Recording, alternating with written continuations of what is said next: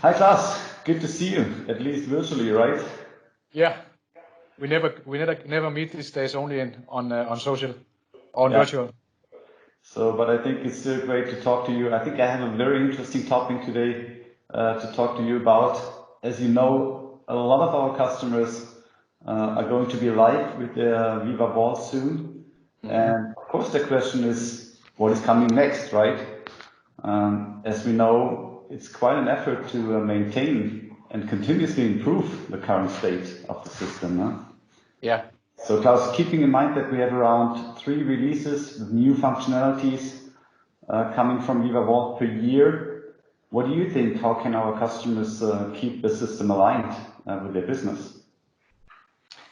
That's a good question, Christian, and thank you for that.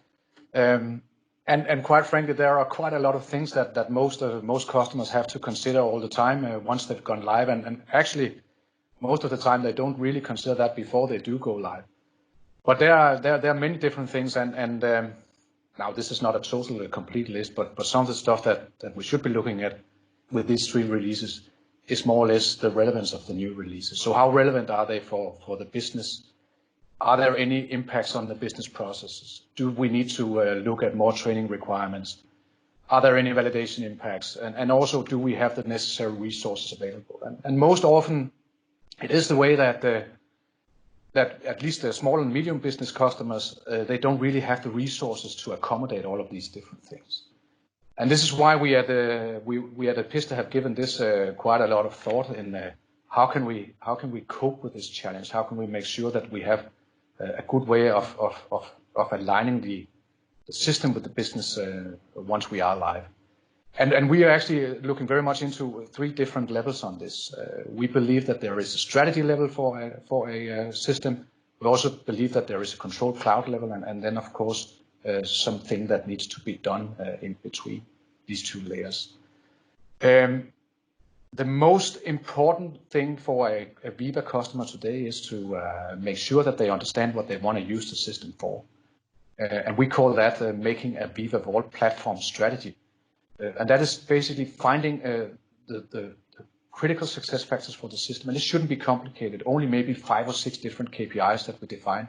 And those 5 or 6 KPIs we use as the basis for evaluation of new releases as to which functionalities we should be enabling once there is a new release.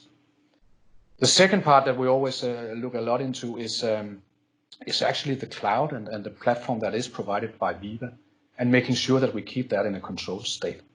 And by that I mean that the Veeva is doing a lot to make sure that we do backup, restore, and control the system.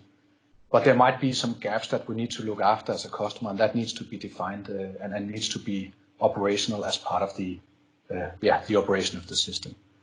And then in between those 2 layers, we have the normal service level things like change management, release management, incident management, training. And the key here is to make sure that we have alignment here also between 3 very important parties, which is IT, QA, and line of business. And I have to say, Christian, that the way it works here, that if we get into this situation where we can define these 3 layers, then there is there's a good chance that we will have a solid operation of the Veeva platform moving forward. Does that answer your question? Absolutely, and I think you're right on the spot. Okay, we have now considered the business side. I think we should also consider a little bit more the compliance side. Again, keeping in mind that we have these 3 releases coming out per year. What does this mean from a validation point of view? Any feedback, any experience from your side on that? Yeah, Christian, I'm always happy when you ask me questions regarding compliance, because most people think that probably is the most boring subject in the world, but it actually isn't true. And especially when we come to the cloud, I think that there is a lot of exciting things going on, also when it comes to compliance. So maybe let me share a little bit of the thoughts that we have in Epista with you on this, because there is some struggle coming with the cloud as it is. So I'm sure that you, Christian, and I know that most of our customers also, that they are very good at relating to how things were in the old days. And quite frankly, in these Corona times, that's what we do all the time, because we're always talking about going back to the old days.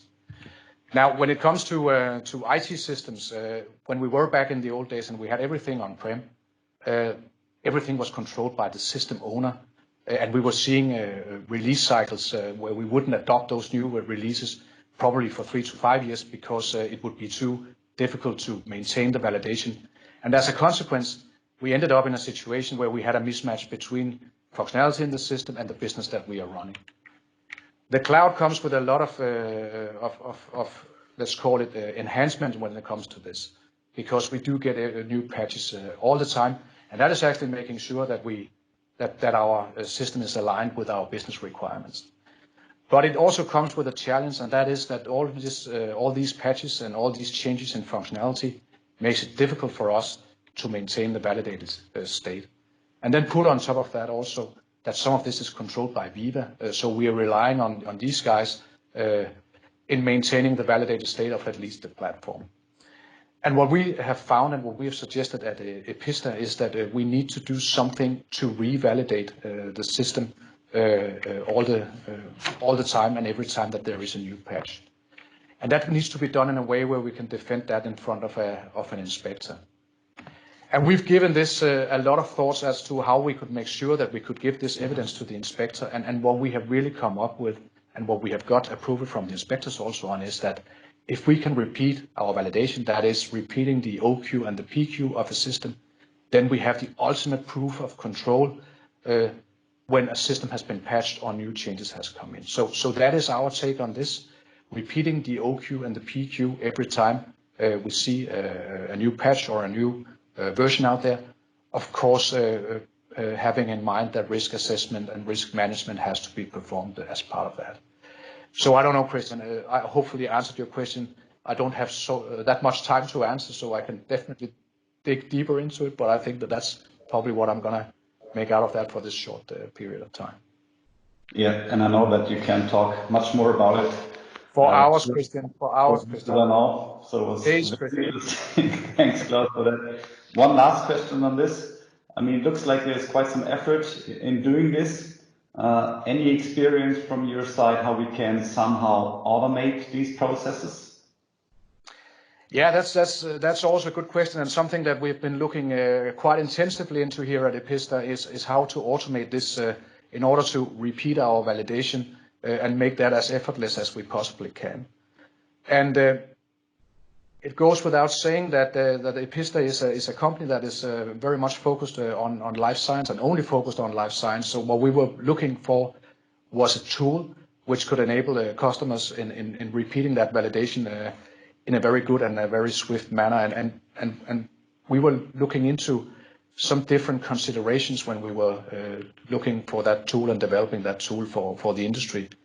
One thing that we wanted to make sure was happening in the tool was that it was code-free, so that we didn't have to code up the testing, but just could do that quite intuitively by, for instance, recording some user scenarios and use that as a means to testing. We also wanted something in there that was flexible, where we could monitor or where we could change different test steps in different places in different ways.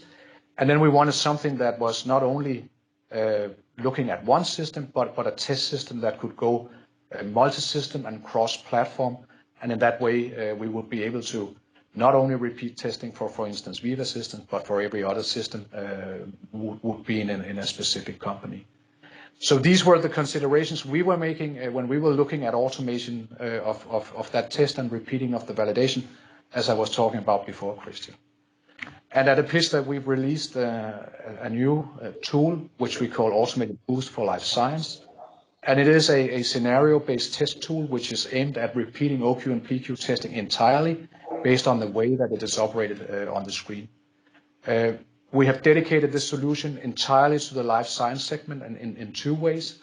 One way is that we have put in specific functionality like compliance with 21 CFR Part 11, but also other functional things there, which makes this tool a good tool also for QA people.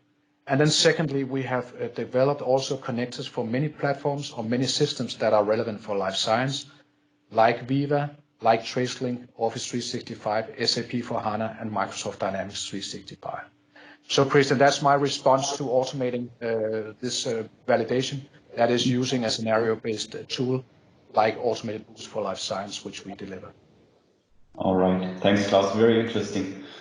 And what I would like to do now for you as a customer, I would like to offer you a kind of a free assessment of your maintenance processes. So if you're interested in seeing how we could potentially automate and try to make sure that your efforts are less, then just get in touch with me. We can do a 60-minute free evaluation for you. If you have any more questions, feel free to get in touch with us. We are more than happy talking to you. So Klaus, thanks a lot for this very interesting conversation, and looking forward to hearing you again. Yeah, see you soon. All right. Bye-bye.